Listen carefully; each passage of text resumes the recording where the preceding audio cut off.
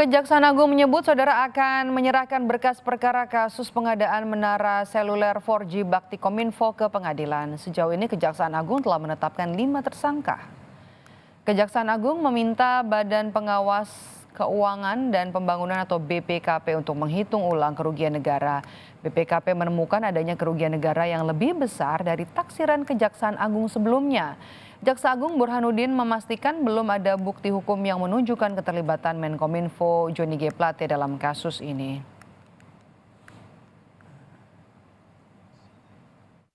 Nanti faktanya terbukti dan ada menyangkut ke beliau, kita tidak akan mendiamkan ini. Yang penting penyidik dan ada fakta, saya akan tindak lanjuti. Kemudian yang kedua, apakah ini merupakan hasil daripada ekspos, Pak? Ya. Yang sudah dijadikan.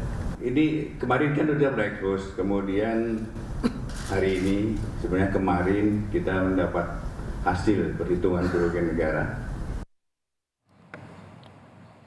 Proyek pembangunan menara pemancar internet cepat 4G Kemenkominfo ditargetkan untuk mempercepat koneksi internet di daerah terdepan, terluar, dan tertinggal atau 3T. Dalam perencanaan, Kementerian Kominfo akan membangun 4.200 menara BTS di berbagai wilayah. Kepala Badan Pengawasan Keuangan dan Pembangunan BPKP Muhammad Yusuf Ateh menyebut kerugian negara dalam kasus ini mencapai 8,03 triliun rupiah. Sebelumnya Kejaksaan Agung menaksir kerugian negara mencapai 1 triliun rupiah.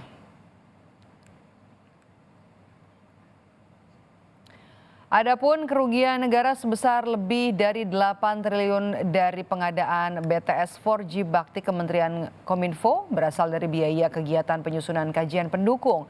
Ditemukan pula indikasi dugaan penggelembungan harga atau markup serta pembayaran BTS yang ternyata belum terbangun.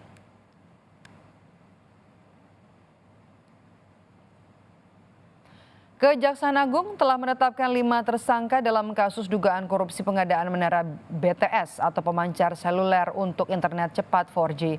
Terakhir, Kejagung menetapkan tersangka Irwan Hermawan selaku komisaris PT Solitech Media Sinergi. Irwan diduga bermufakat bersama Direktur Utama Bakti Kominfo sehingga jadi pemenang proyek. Sebelumnya ada juga nama Anang Ahmad Latif, Direktur Utama Bakti Kominfo yang telah ditetapkan sebagai tersangka dalam rekayasa lelang proyek menara BTS. Lalu ada 3 tersangka lain, Galumbang Menak, Direktur Utama PT Mora Telematika Indonesia, Mukti Ali, Account Director PT Huawei Tech Investment, dan Yohan Suryanto, tenaga ahli utama Human Development Kampus UI tahun 2020 yang diduga membuat riset fiktif terkait proyek BTS 4G.